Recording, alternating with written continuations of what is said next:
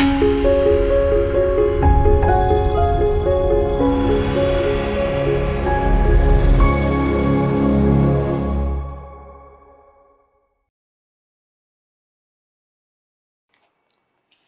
మాత్రం. నేను మీ journalist Navatha. Welcome to R voice. భారతదేశంలో పండుగలు అంటేనే సంస్కృతి, సామరస్యతలకు ప్రతీకలు. కానీ కొన్ని పండుగలు తీవ్రమైన వివాదాలు, ఘర్షణలు, శాంతి భద్రతల విచ్ఛిన్నానికి దారితీస్తున్నాయి. దేశవ్యాప్తంగా ముస్లింలు బక్రీద్ పండుగను జరుపుకున్నారు. శాంతి, త్యాగం అంటూ సందేశాల వెనుక కొన్ని చోట్ల తీవ్రమైన ఉద్రిక్తతలు, రక్తపాతం, విద్వేషపూరిత ఘటనలు చోటు చేసుకున్నాయి. వాటికి సంబంధించి పూర్తి వివరాలను ఈ వీడియో ద్వారా నేను మీకు అందిస్తాను. ముంబై శివార్లలోని మీరా రోడ్ సొసైటీ వివాదాల నుంచి ఉత్తరప్రదేశ్, మధ్యప్రదేశ్, హర్యానా రాష్ట్రాల్లో జరిగిన ఘోరాల వరకు ఈ ఏడాది బక్రీద్ తీవ్ర కలకలాన్ని రేపింది. తెలంగాణ రాజధాని భాగ్యనగరంలో బక్రీద్ వేళ తీవ్ర కలకలం రేగింది. కరుణా త్యాగానికి చిహ్నం ఈ పండుగని ప్రచారం జరుగుతున్నప్పటికీ క్షేత్రస్థాయిలో పరిస్థితి భిన్నంగా కనిపించింది.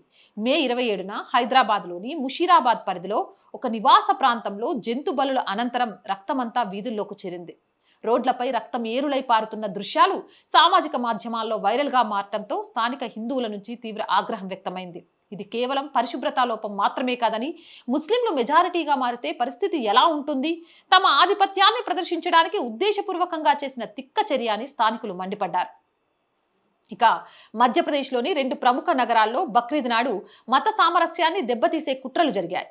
రత్లాం నగరంలో పండుగ రోజున ఒక వీధిలో తెగిపడిన ఆవు తల కనిపించడం తీవ్ర ఘర్షణకు దారితీసింది.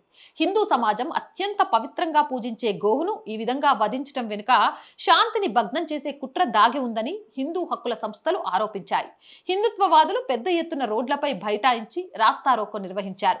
నిందితులను తక్షణమే అరెస్టు చేయాలని, లేని పక్షంలో తీవ్ర పరిణామాలు ఉంటాయని పోలీసులకు 7 రోజుల అల్టిమేటం జారీ చేశారు. పోలీసులు కొందరు అనుమానితులను అదుపులోకి తీసుకుని విచారిస్తున్నారు. మరోవైపు పవిత్ర క్షేత్రమైన ఉజ్జయినిలోని గాంధీనగర్లో నివసించే స్నేహలతా గుప్తా అనే మహిళ ఇంటి వెలుపల ఒక పాలిథిన్ బ్యాగ్లో మాంసం ముక్కలు పడి ఉండడం తీవ్ర దుమారం రేపింది. ఉదయాన్నే ఇంటి ముందు వాకిలి ఊడ్చుకున్న ఆ మహిళ కొద్దిసేపటికే గేటు వద్ద మాంసం ముక్కలను చూసి షాక్కి గురైంది. ఈ వార్త దావానంగా వ్యాపించడంతో హిందూ సంఘాలు అక్కడికి చేరుకొని పోలీసులకు ఫిర్యాదు చేశాయి. ఉద్దేశపూర్వకంగానే ఇండ్లపై మాంసం విసురుతూ హద్దులు మీరుతున్నారని స్థానికులు ఆగ్రహం వ్యక్తం చేశారు. బక్రీద్ వేళ అన్నిటికంటే అత్యంత ఆందోళనకరమైన, దారుణమైన ఘటన ఉత్తరప్రదేశ్ గజియాబాద్లో నవనీత్ నగర్ పరిధిలో జరిగింది. ఇక్కడ ఒక హిందూ యువకుడిని కొందరు ముస్లిం యువకులు చాకులతో పొడిచి కిరాతకంగా చంపారు. దాడి జరుగుతున్న సమయంలో నిందితులు మతపరమైన దూషణలకు దిగడమే కాకుండా, ఇవాళ బక్రీద్ కదా, ఈ హిందూ గాడినే కుర్బానీ ఇద్దామంటూ అరుస్తూ దాడి చేశారని బాధితుడి కుటుంబ సభ్యులు కన్నీరు మున్నీరయ్యారు. తీవ్ర గాయాల పాలైన ఆ యువకుడిని ఆసుపత్రికి తరలించినప్పటికీ ఫలితం లేకుండా పోయింది. ఈ ఘోర కలికి వ్యతిరేకంగా స్థానిక హిందూ సంస్థలు, ప్రజలు కోడా పోలీస్ స్టేషన్ ముందు భారీ ఎత్తున ధర్నాకు దిగారు. తీవ్ర ఉద్రిక్తతల నడుమ పోలీసులు నిందితులను అరెస్ట్ చేసి విచారణ ప్రారంభించారు. ఇక మహారాష్ట్రలోని కళ్యాణ్ ప్రాంతంలో ఉన్న చారిత్రాత్మక దుర్గాడి కోట మరియు దుర్గామాత ఆలయం బక్రీద్ వేళ వివాదానికి కేంద్ర బిందువుగా మారాయి. బక్రీద్ నమాజ్ కోసం భద్రతా కారణాలు చూపుతూ అధికారులు దుర్గామాత ఆలయాన్ని తాత్కాలికంగా మూసివేయడం, దర్శనాలను నిలిపివేయడం స్థానిక హిందువులకు ఆగ్రహం తెప్పించింది. ముస్లింల పండుగ కోసం హిందువుల హక్కులను, నమ్మకాలను అణిచివేయడం ఏంటని ప్రశ్నిస్తూ బీజేపీ స్థానిక నాయకుడు మహేష్ పాటేల్తో పాటు శివసేనకు చెందిన 2 వర్గాల నాయకులు, హిందూ సంఘాలు ఏకమై నిరసనలు చేపట్టారు. దాదాపు 40 ఏళ్ల నాటి సాంప్రదాయమైన ఆలయ గంటల మోతను, దర్శనాలను ఆపడం భక్తుల ప్రాథమిక హక్కుల ఉల్లంఘనేనని వారు వాదించారు. పరిస్థితి చేయి దాటకుండా ఉండేందుకు అక్కడ భారీగా పోలీసు బలగాలు మోహరించాల్సి వచ్చింది. ఉత్తరప్రదేశ్లోని భాదోహి, హర్దోయి, మిరాట్ జిల్లాల్లో కూడా పండుగల నాడు తీవ్రమైన ఘర్షణలు రికార్డయ్యాయి.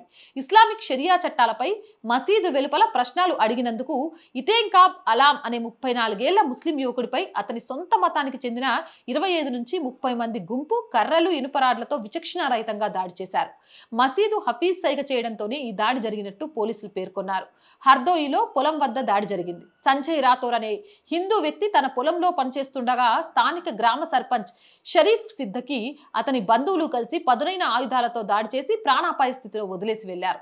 ఇక మిరాట్ జిల్లాలోని ప్రసిద్ధ దర్గా ఆలయ ప్రాంగణంలో గదాఖాన్ అనే వ్యక్తి మాంసం వండుతూ పట్టుబడడం తీవ్ర సంచలనం సృష్టించింది.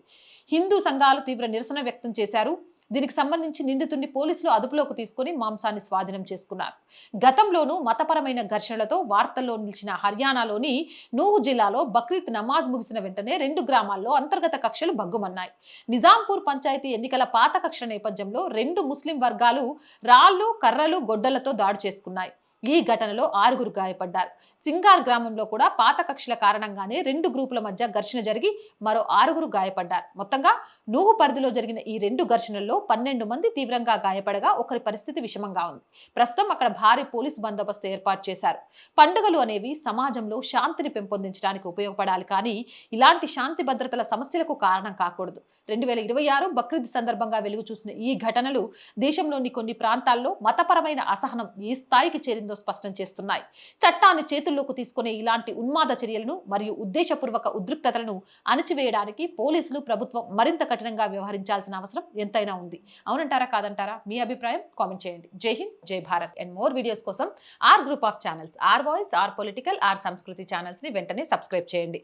అలాగే కంటెంట్ బాగుంది అనిపిస్తే లైక్ చేయండి, షేర్ చేయండి. ఆర్థికంగా ఆర్ వాయిస్ కి చేయూతనందించండి. ఫస్ట్ వీక్ వచ్చేసింది. శాలరీస్, రెంట్స్ చాలా ఉన్నాయండి. కొన్ని అనివార్య కారణాల వల్ల మనం మధ్యలో కొంత వీడియోస్ కూడా చేయలేకపోయాము. ఈ మంత్ ఆర్థికంగా చాలా భారం అవుతుంది. కాబట్టి మీరే ఆర్థికంగా చేయూతనందించి ఈ ఛానల్ని కాపాడతారు అని ఆశిస్తున్నాను. ఆర్థికంగా సపోర్ట్ చేయాలి అంటే సబ్స్క్రిప్షన్ పక్కనే జాయిన్ అనే బటన్ ఉంది. 1 to 5 లెవెల్స్ ఉన్నాయి. ఏదో ఒక లెవెల్లో సపోర్ట్ చేయండి. లేదా స్క్రీన్ మీద గూగుల్ పే, ఫోన్పేతో పాటు అకౌంట్ డీటెయిల్స్ ఇచ్చాను. మీకు తోచిన సహాయం అందించవచ్చు. వ్యాపార ప్రకటనల కోసం 8328 500 576 నెంబర్ని సంప్రదించండి. జై హింద్, జై భారత్.